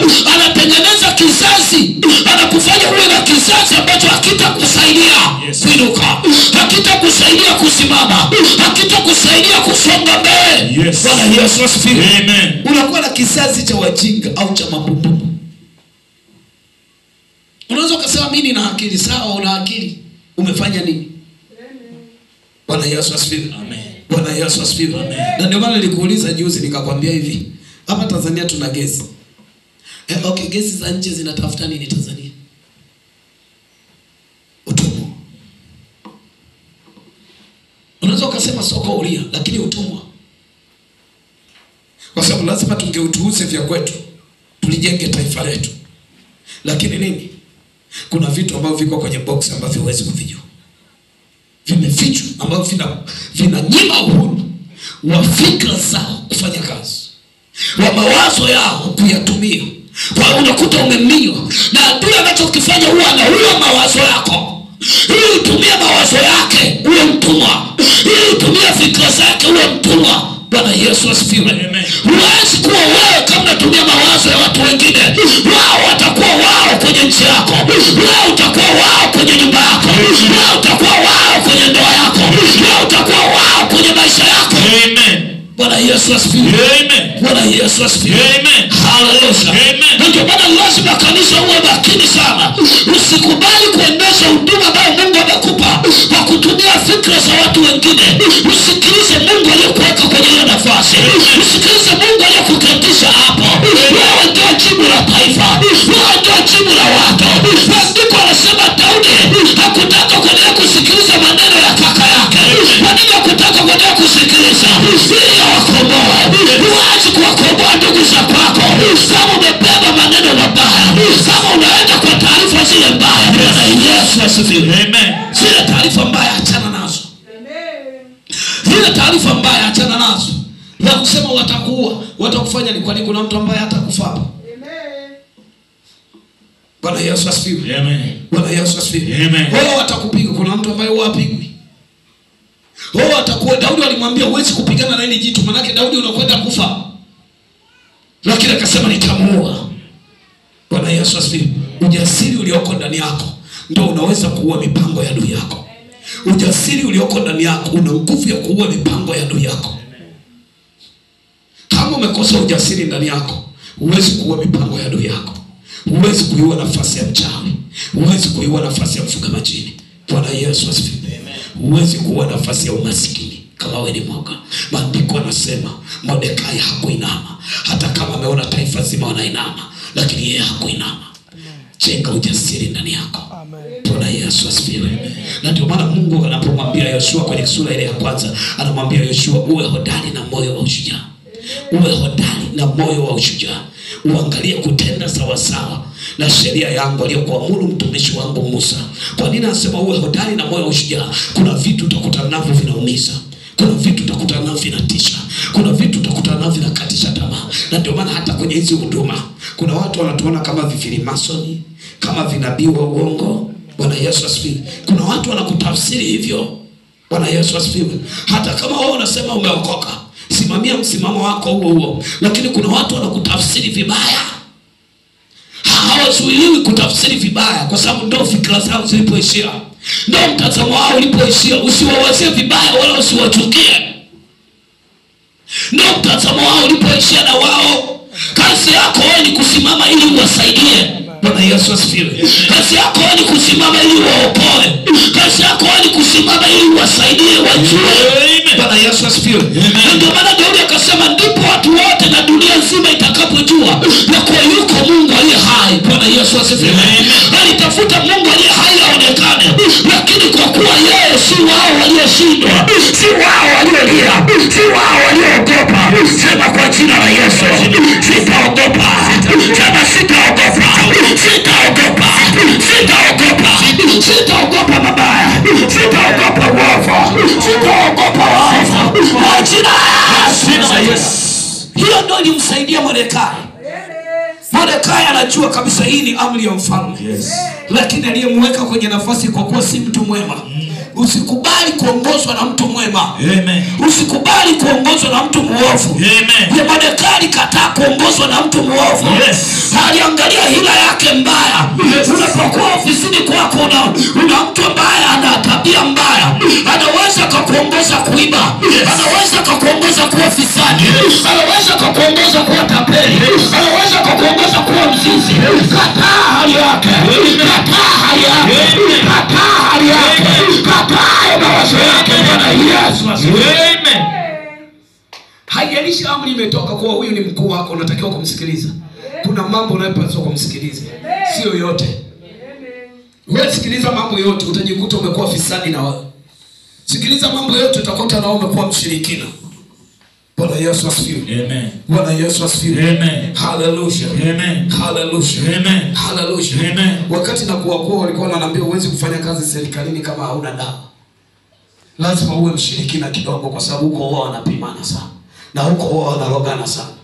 Bwana Yesu asifiwe. Amen. Na niliamini hivyo, kama hauna dawa huwezi kupata kazi serikali. Utakiwa kutenda wanachotenda wengine. Amen. Usije kumkufuru Mungu wako. Yes. Usiangalie wingi wa wanachotenda hicho. Amen. Angalia kiwango hicho kinachotendeka kipo katika usahihi. Amen. Hayo yanayotendwa hivyo katika kusudi. Amen. Hayo wanayotenda hawavunji sheria. Amen. Hayo wanayotenda hawavunji katiba. Bwana Yesu asifiwe. Amen. Bwana Yesu asifiwe. Amen. Kwa sababu lazima uangalie haya yanayotendwa, je, yanavunja katiba, yanavunja sheria, yanakutenga na Mungu? Ukigundua yanakutenga na Mungu au yanavunja sheria, achana nayo. Hata kama ni bosi wako, achana na, mwambie njia hiyo pita peke yako. Pita peke yako. Hata kama siku hiyo ulikuwa una njaa, anakuambia bwana hapa tuandikie milioni 50. Wakati zenyewe zilikuwa zinatakiwa milioni 40. Usiandike. Amen. Usiandike huko kwenye kitanzi. Amen. Usianze kufikiria wataniua. Tena wakati mwingine muulize, okay, nikikataa utanifanyaje? Nikikataa utanifanyaje? Kwa sababu wao wanakuwa na vitisho. Na wanaweza kaangalia aliyewahi kufa ofisini au aliyehamishiwa kijijini hapo ofisini, anakuambia, unamwona mwenzako yuko wapi? Mwambie mimi siogopi. Bwana Yesu asifiwe. Bwana Yesu asifiwe. Amen. Hallelujah. Unajua kama umeajiriwa kijijini unaogopa kupelekwa kijijini. Na watu wengi wanaogopa kwenda kufanya kazi kijijini. Kwa nini? Kwa sababu hakuna marupurupu. Bwana Yesu asifiwe. Amen. Bwana Yesu asifiwe. Amen. Unaona mwenzako yuko hapo, nawaambia sijui. Wewe ndio unaijua. Yule sio mwenzangu. Bwana Yesu asifiwe. Amen. Tena mwambie yule sio mwenzangu kwa sababu hatukuzaliwa pamoja. Nilizaliwa peke yangu. Amen. Kwa Usiruhusu maovu ya kuendesha. Usiruhusu watu wabaya wakukalie juu. Watu wabaya wanapokaa juu wanakuendesha kwa roho za miungu yao. Ile miungu iliyokuwa kwenye ile nchi, ile miungu ilikuwa kwa Hamani, ilitaka imwendeshe na Mordekai. Mordekai akamwambia, mimi ni Myahudi. Bwana Yesu asifiwe. Sema mimi ni Myahudi. Sema mimi ni Myahudi. Sitaendeshwa hofu. Sitaendeshwa na uovu. Sitaendeshwa na watu wabaya. Sitaendeshwa na watu wabaya. Ninawakataa. Haijalishi wamepewa cheo. Iwe ni serikalini, iwe ni kwenye ukoo, iwe ni kwenye jamii, ikiwa ni watu wabaya, ikiwa ni watu waovu, sitaunganika nao. Sitakuwa wao. Sitakuwa mikono yao. Sitakuwa mawazo yao. Sitakuwa fikra zao. Kwa jina la Yesu. Kwa jina la Yesu. Kwa jina la Yesu. Kwa jina la Yesu. Kitabu cha Yohana sura 12. Yohana 12. Nilikwambia leo ni Jumapili ya Matawi, ambazo siku ambayo Yesu alikuwa anaelekea Yerusalemu.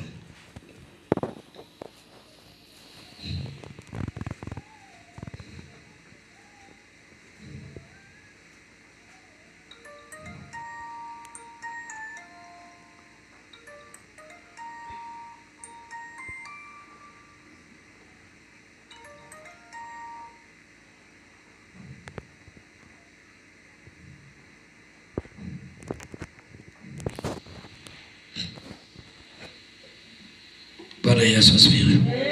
Biblia inasema, basi watu wengi katika Wayahudi walipata kujua ya kuwa yeye yuko huko, nao wakaja si kwa ajili ya Yesu, kwa ajili yake Yesu tu, ila wamwone na Lazaro ambaye Yesu alimfufua katika wafu.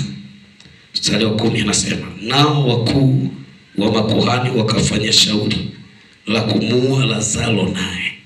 Angalia, ndio maana nilikwambia usije ukaangalia sijui kwa sababu huyu ni askofu, kwa sababu huyu ni nani. Wakati mwingine huwa wanakaa katika mwili ili kuua mpango wa Mungu. Na wanaoua wengi huduma za watu ni hao wanaojifanya walitangulia kutumika kabla yako. Ni hao wanaojifanya wamesoma kuliko wewe. Ndio wanaoua huduma na nafasi ya kwako.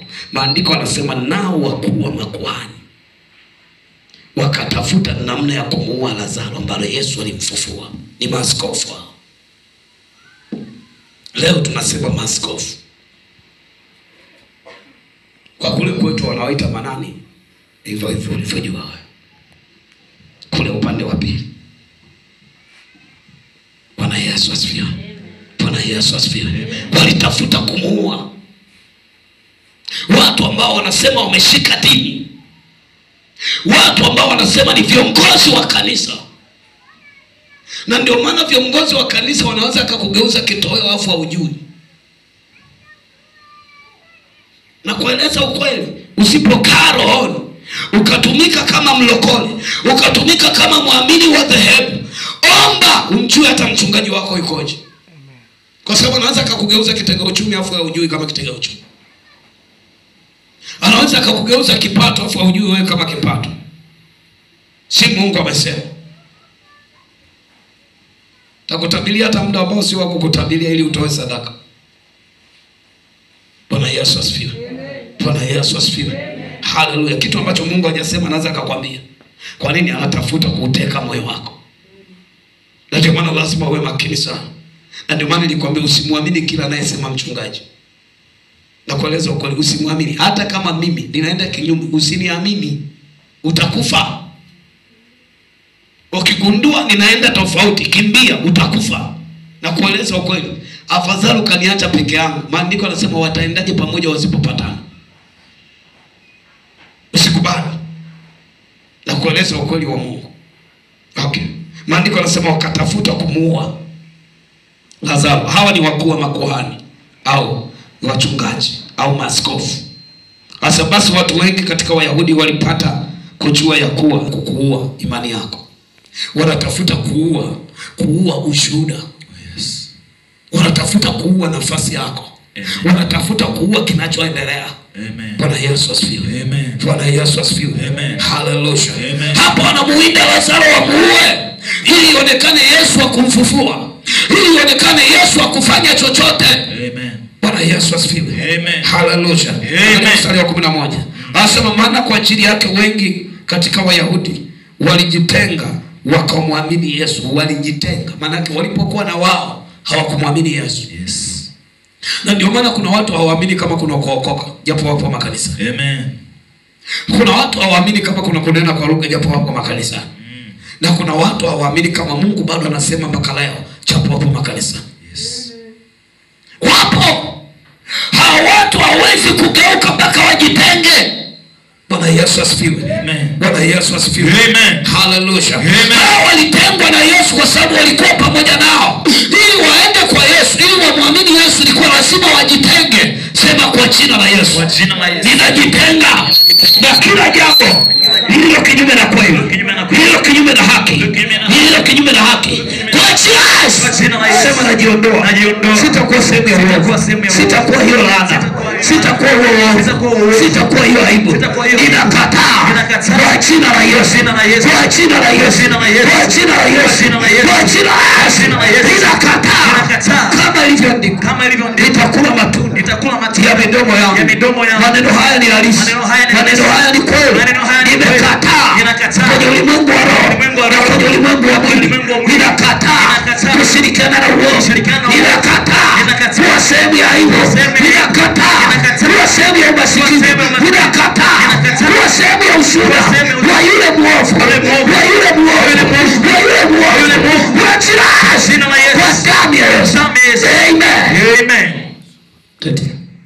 Na ndio maana nasema, maana kwa ajili yake wengi katika Wayahudi walijitenga wakamwamini Yesu. Mstari wa 12 ndio nitakaoanzia hapo. Anasema, nayo siku ya pili yake watu wengi walioijia sikukuu walisikia kwamba Yesu anakuja Yerusalemu. Anasema, wakatoa matawi ya mitende, wakatoka nje kwenda kumlaki, wakapiga makelele, Hosana ndiye mbarikiwa ajaye kwa jina la Bwana, ajaye kwa jina la Bwana, mfalme wa Israeli. Angalia kitu ambacho kinazungumzwa hapa. Yesu hakuja kwa jina lake, alikuja kwa jina la baba yake. Na ndio maana jina la Yesu sio jina lake, ni jina la baba yake. Na ndio maana kwenye kitabu cha Yohana sura ile ya 17 anasema, Baba, kwa jina lako ulilonipa naliwalinda hawa. Bwana Yesu asifiwe. Bwana Yesu asifiwe. Hallelujah. Hallelujah. Sasa angalia, anasema Hosana mbarikiwa ajaye kwa jina la Bwana. Maana ilikuwa ni siku ya kutangaza ukuu wa Bwana, ni siku ya kutangaza ufalme wa Bwana, lakini ni siku ya kutangaza ile jina lenye uwezo. Bwana Yesu asifiwe. Bwana Yesu asifiwe. Na ndio maana tunaposimama tusimame kwa majina yetu, tunasimama kwa jina la Yesu. Tunapookoka tuokoke kwa majina yetu, tunaokoka kwa jina la Yesu. Na tunapokwenda tuende kwa majina yetu, tunakwenda kwa jina la Yesu. Bwana Yesu asifiwe. Amen. Manake ili anayepambana na wewe apambane na mwenye hilo jina. Amen. Bwana Yesu asifiwe. Amen. Bwana Yesu asifiwe. Amen. Hallelujah. Amen. Hallelujah. Amen. Unapopambana na mfanyakazi wa serikali, unapambana na serikali. Unapopambana na mtumishi wa Mungu, unapambana na Mungu. Ndio maana Yesu anasema, atakaye kukataa amenikataa mimi. Bwana Yesu asifiwe. Amen. Bwana Yesu asifiwe. Amen. Hallelujah. Na ndio maana anasema, wakatoa matawi ya mitende, wakatoka nje kwenda kumlaki, wakipiga kelele, Hosana ndiye mbarikiwa ajaye kwa jina la Bwana, mfalme wa Israeli. Anasema, naye Yesu alikuwa amepanda mwanapunda, akampanda kama vile ilivyoandikwa, usiogope binti Sayuni, tazama mfalme wako anakuja, amepanda mwanapunda. Mfano wa hayo wanafunzi wake hawakuyafahamu hayo kwanza, lakini Yesu alipofukuzwa ndipo walipokumbuka ya kwamba ameandikiwa hayo, na ya kwamba walimtendea hayo. Bwana Yesu asifiwe. Haleluya, haleluya, haleluya. Sasa angalia hapa, Yesu alipotukuzwa ndipo walipofahamu, lakini hapo wakati huo hawakujua. Na ndio maana kuna mambo mengine uwezi ukajua mwenzako aliyeko mahali hapa ameokoka au hajaokoka. Amen. Akitembea sana rohoni huwa hatambuliki na kila mtu. Na ndio maana neema ya Mungu haikufanya ujulikane na kila mtu. Wapo utaabudu nao lakini hawatajua umeokoka. Wapo unaabudu nao hawatajua Mungu yuko pamoja na wewe. Wapo unaabudu nao hawatajua ya kuwa Mungu anakutumia.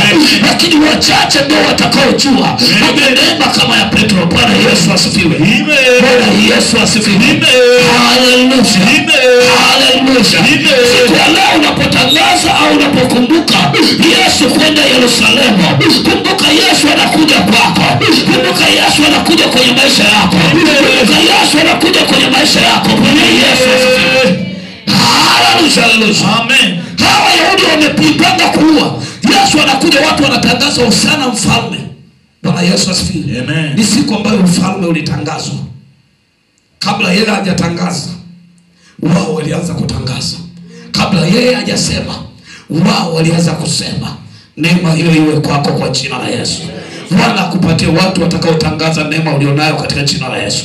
Bwana akupatie watu watakaotangaza biashara unayoifanya katika jina la Yesu. Bwana akupatie watu watakaotangaza uaminifu wa ofisi yako katika jina la Yesu. Bwana akupatie neema ya watu watakaotangaza uaminifu kazini kwako katika jina la Yesu. Kwa sababu Yesu alijipatia watu mahali ambapo hakuwepo. Wakati anaenda wao ndio wakaanza kutangaza. Wakati anaenda wao ndio wakaanza kusema. Wakati anaenda wao ndio wakaanza kuimba. Bwana kupatie watu kwenye kila eneo. Bwana kupatie watu kwenye kila eneo. Bwana kupatie watu watakao kusapoti kwenye kila eneo. Neema ya Mungu inakupatia watu ambao wanakuwa pamoja na wewe. Watu ambao watatembea na wewe. Yes. Watu watakaofanya na wewe. Yes. Ubarikiwe katika jina la Yesu. Ubarikiwe katika jina la Yesu. Maneno haya yawe kwako kwa jina la Yesu. Maneno haya yawe uzima kwako kwa jina la Yesu. Maneno haya yawe uzima kwako kwa jina la Yesu. Maneno haya yawe ushindi kwako kwa jina la Yesu. Maneno haya yawe ushindi wako kwa jina la Yesu. Maneno haya yawe nguvu yako kwa jina la Yesu. Maneno haya yawe roho kwako kwa jina la Yesu. Maneno haya yawe utendaji wa Bwana kwako kwa jina la Yesu. Wazo wa Bwana leo katika neno lake alilotuma uwe ndani yako kwa jina la Yesu. Uwe ndani yako kwa jina la Yesu. Uwe ndani yako kwa jina la Yesu. Uwe ndani yako kwa jina la Yesu. Uwe ndani yako kwa jina la Yesu. Uwe ndani yako kwa jina la Yesu. Uwe ndani yako kwa jina la Yesu. Neema ya ushindi iwe juu yako. Neema ya ujasiri iwe juu yako. Neema ya ushujaa iwe juu yako. Neema ya ushindi iwe juu yako. Neema ya ushindi iwe juu yako. Kwa jina la Yesu. Bwana akuponye kwa neno lake. Bwana akutakase kwa neno lake. Bwana akutakase kwa neno lake. Bwana akutakase kwa kweli yake. Bwana akutakase kwa neno lake. Ninasema utakasike kwa jina la Yesu. Ninasema utakasike kwa jina la Yesu. Ninasema utakasike kwa jina la Yesu. Ninasema utakasike kwa jina la Yesu. Amen. Ikiwa ulikuwa na maumivu, ikiwa ulikuwa kinachokusumbua, Bwana akiondoe kwa maneno